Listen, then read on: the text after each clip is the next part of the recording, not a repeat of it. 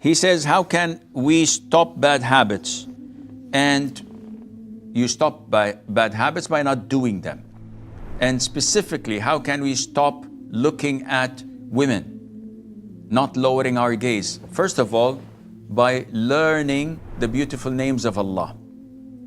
This gives you background to who Allah Azza wa Jal is, and it helps you strongly in fighting such bad habits. Secondly, cut all means that facilitate it.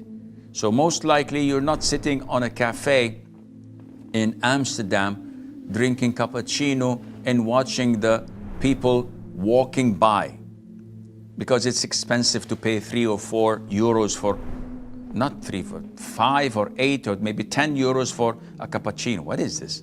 Go and migrate to a Muslim country. It's much cheaper.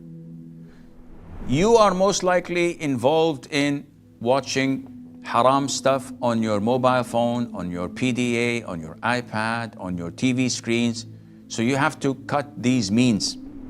Throw your smartphone and get an old Nokia with no internet, and try to eliminate anything haram in your home. Make it public so that everybody can share it with you. If you were to be involved in seeing something haram, this would make you more bashful and shy from watching it, and so on.